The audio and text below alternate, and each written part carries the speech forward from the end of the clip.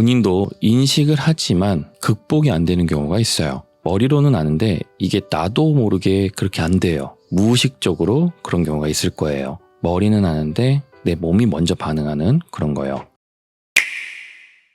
실제 사례를 이야기해 드릴게요. 어떤 여성이 있었어요. 이 여성은 3 자녀를 둔 재혼한 어머니로 좋은 직업이 있고 겉으로 보기에는 남들과 크게 다를 게 없었어요. 그런데 실은 이 여성의 마음은 너무나도 피폐해져 있었다고 합니다. 남들이 보기에 좋아 보이는 상황까지 달려오기 한 10여 년의 과정이 있었다고 합니다. 그녀의 마음은 점점 병들어 가게 되어서 우울증이 생겼다고 합니다. 그리고 더 심해져서 광장 공포까지 생겼고 스스로의 화를 조절하지 못하여 자녀들에게 고함을 지르고 과식과 폭식을 반복하여 몸과 마음의 건강이 다 무너지고 있었다고 합니다. 이러한 고통을 이겨내려고 술에 의지하기도 하였다고 합니다. 아마도 이렇게 술에 의지하는 선택은 더 안 좋은 결과를 만들었을 거예요. 이 여성은 결국 10여 년간 이런 악순환된 상황을 끊어내보려고 상담소에 도움을 받았고 요양원에 입원을 하기로 결정을 하였다고 합니다. 이때 요양원에서 다른 여성들이 이 여성을 몹시 무서워해서 이 여성은 혼자서 지내야만 했다고 합니다. 이 여성은 그렇게 혼자만의 시간을 보내게 되었습니다.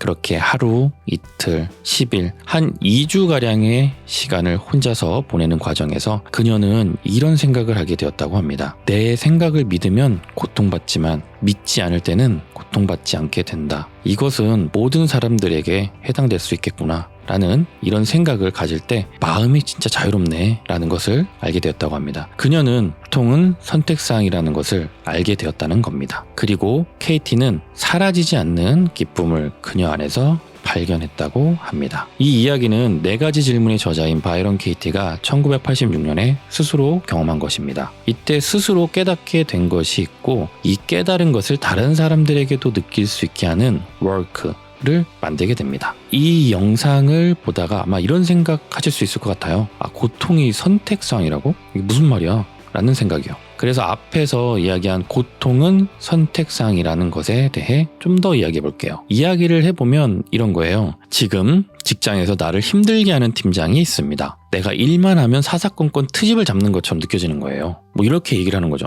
왜 보고서를 늦게 제출했어? 하면서 말이죠.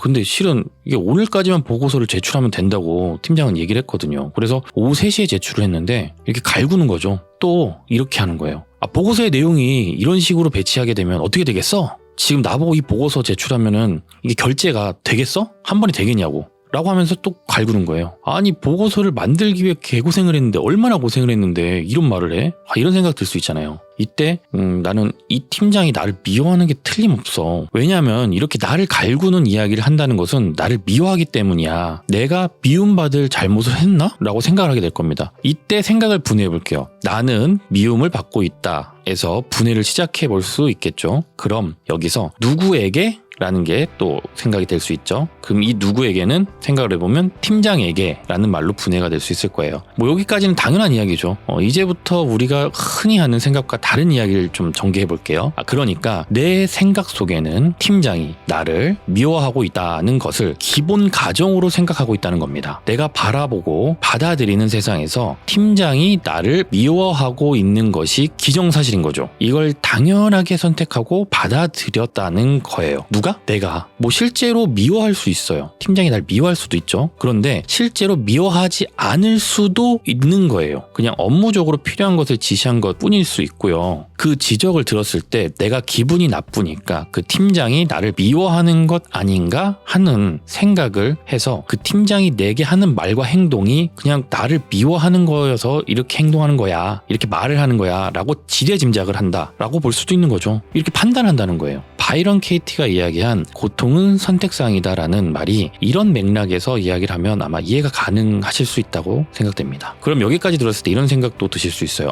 그래서 고통을 선택하지 않기 위해서 어떻게 해야 되는데 방법은 또 어떤 거야? 하는 생각이요. 결론부터 이야기를 하면 상황만 놓고 보라는 것입니다. 감정을 빼고 상황을 직면하여 바라보고 받아들이는 거예요. 그리고 상대방 입장에서 생각을 해보는 겁니다.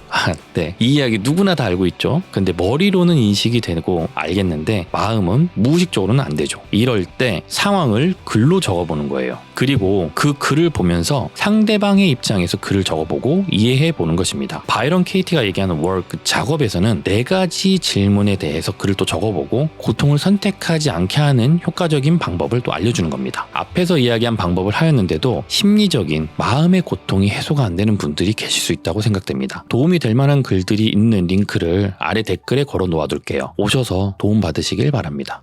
참고로 이 영상 속에서 이야기한 4가지 질문을 실제로 적용하고 사용하는 방법에 대한 강의를 제가 준비 중이거든요. 나중에 준비가 되면은 저희 그 마인드바디의 블로그에서 좀 알려드리겠습니다. 아울러서 의식적으로는 알겠는데 무의식의 영향이 커서 해결이 안 되시는 분들은 무의식을 탐구하여 문제 해결이 가능한 최면 심리 상담도 권해드려 봅니다. 지금까지 영상 시청해 주셔서 감사합니다. 제 채널이 좀 작아서 다음에 찾아오시기 또 어려우실 수 있어요. 구독 눌러두시면 다음에 찾아오시기 편하실 겁니다. 지금까지 마음 물음표 느낌표 채널이었습니다. 감사합니다.